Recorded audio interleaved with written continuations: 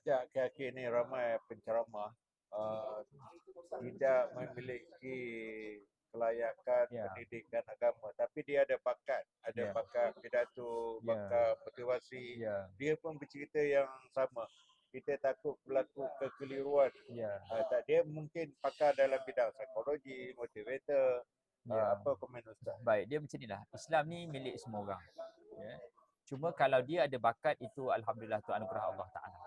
Dan untuk dia bercakap berkenaan agama, sepatutnya dia kena melalui perjalanan pengajian Islam yang proper lah.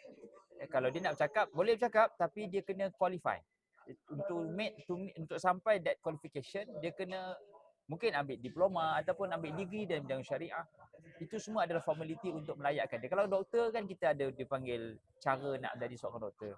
Kalau nak jadi peguam yang practitioner, dia kena melalui jalan yang proper channel untuk dia jadi seorang lawyer yang layak. Jadi kenapa tidak menjadi agamawan yang memiliki proper channel, yang melalui jalan yang formal. Supaya apa? Supaya manusia terhindar daripada fitnah.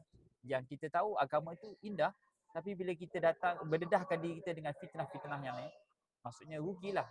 Yang ruginya masyarakat. Yang ruginya adalah masyarakat. Uh, Mungkin sekarang dah ramai penceramah ustaz yang lahir di Lembah Kelang lah, macam Ya, Gombak. ya, Biasanya kalau dulu-dulu ni pada Kelantan, Terengganu. Jadi ustaz bagaimana boleh minat dalam bidang agama ni, ya. sama ada galakkan ibu bapa atau Ya. minat sendiri? Alhamdulillah Allah Ta'ala izinkan saya memiliki ibu bapa yang sangat berpegang pada agama lah. Ayah saya Imam Masjid, mak saya, moyang saya dulu bekas mantan mufti Perak. Jadi dan Pak Lang saya pun, Pak Lang, Pak Uda, pacak-pacak saya ramai yang graduan daripada Syria dan Mesir, daripada Indonesia. Jadi bila dalam keturunan itu, bila balik kampung tengok Pak Lang, Pak Uda ataupun aktiviti-aktiviti keluarga tu menjurus pada keagamaan. Lepas tu kerap kali diceritakan kita ni berasal daripada sini. Maka kesedaran kepada nama baik keluarga itu ada dan sejarah keluarga itu ada. Jadi secara tak langsung dia memutikkan rasa, aku pun nak jadi sebahagian daripada mereka yang membawa agama ni.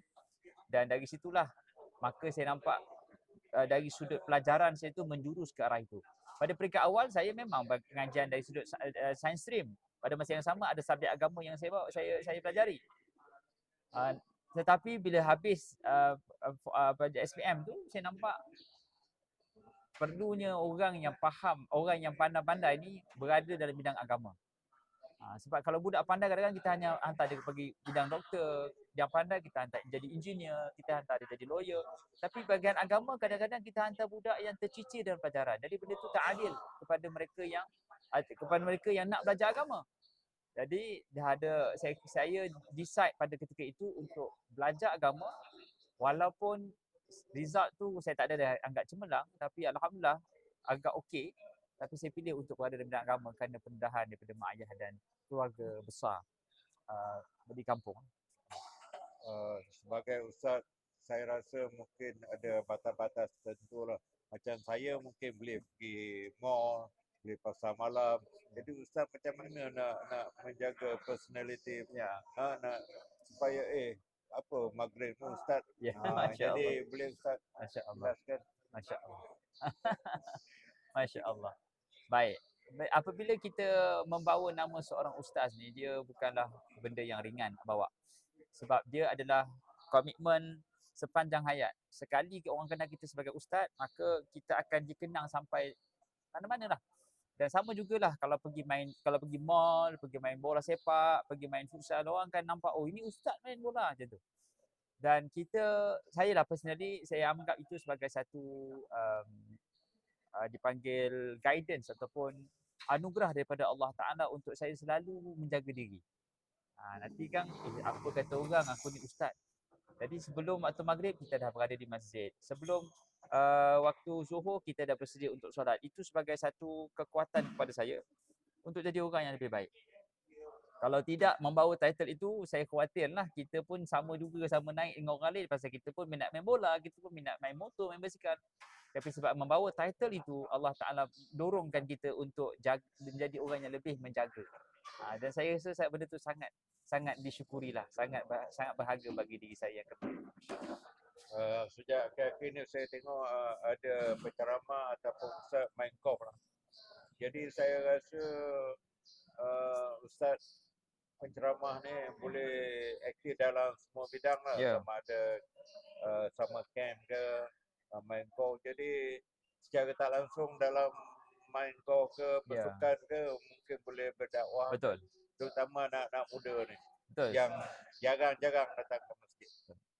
Betul lah, ustaz ni saya kira dia perlu berada dalam banyak sudut lah, banyak sisi dia kena ada, banyak tempat.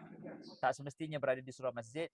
Sekarang ni ustaz pun dah kena masuk. Sekarang ni ustaz ada main golf, ada ustaz main basikal, ada ustaz main motor, ada ustaz berada di dalam TikTok, Facebook, Instagram. Semua ni perlu kerana apa? Kerana kita nak meluaskan medan dakwah. Ada nak kita dakwah orang yang dah pencen di masjid, ada yang kita nak dakwah orang yang belum nak pencen, yang mungkin berada di pejabat. Ada orang yang levelnya tinggi, dia mungkin pangkatnya tinggi dan dia berada di kelas yang tersendiri, jadi dia nak ada eksklusif sikit. Jadi ustaz pun kena masuk golongan eksklusif ni. Tapi apa pun berlaku, ustaz dia tetap kena jaga bahawasanya dia akan ditanya esok di padang mahsyar terhadap amanah ilmu yang dia ada. Adakah dia sampaikan? Sebab yang kita khawatir adalah ustaz termasuk dengan geng diorang dan hilang jati diri sebagai seorang ustaz.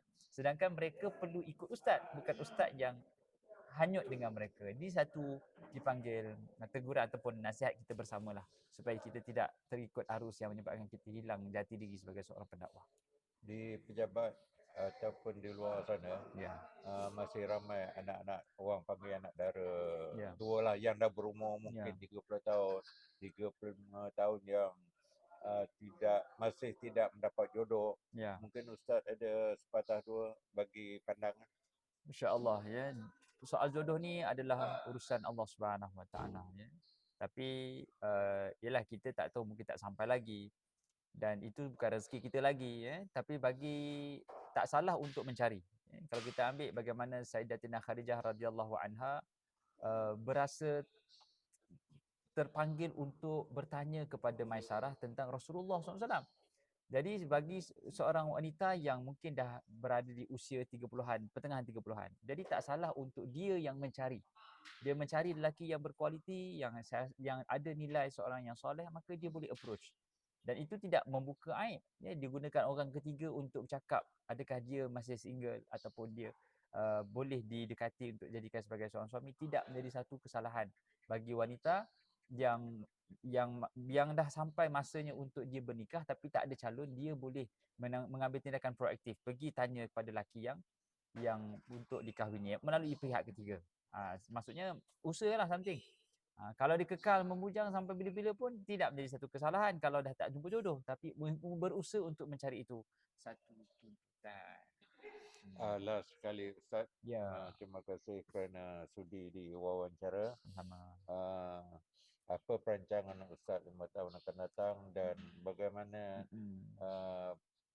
perjalanan atau kehidupan hari ini berbanding yang banyak cabaran lah kan. Baik. Dari pekerjaan. Jadi bagaimana peranan-peranan macam ustaz golongan agamawan ni kan, untuk membentuk masyarakat yang orang kata YB Anwar Ibrahim kata masyarakat madani. InsyaAllah. Yang saya nampak, diri saya lah daripada 5 tahun yang mendatang ni, saya rancang nak sambung belajar lah, basically nak habiskan PhD dan menyumbang kepada masyarakat. Mungkin saya nak set up syarikat motivasi sendiri ataupun syarikat training sendiri, yang mana ianya lebih menjurus kepada meningkatkan sahsiah ataupun akhlak masyarakat kita ni. Yang saya nampak kelompongannya adalah kekosongan menjiwai hakikat manusiawi itu sendiri. Kita gagal menghayati tujuan asal manusia diutuskan di atas muka bumi ini menjadi khalifah.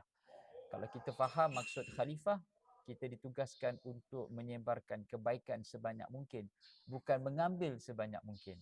Khalifah bertujuan bermaksud mentadbir dengan penuh kebaikan, memberi manfaat. Jadi mudah-mudahan doakan saya menjadi insan yang banyak memberi manfaat pada manusia lain, insya-Allah. Amin. Amin. Terima kasih Ustaz. Sama-sama, insya-Allah. Jumpa lagi Insya-Allah. di masa akan datang. Insya-Allah. Assalamualaikum. Waalaikumsalam. Ya. Ya. Nanti saya gambarnya saya hantarlah ke Baik, Ustaz. insya-Allah. Baguslah, Dik.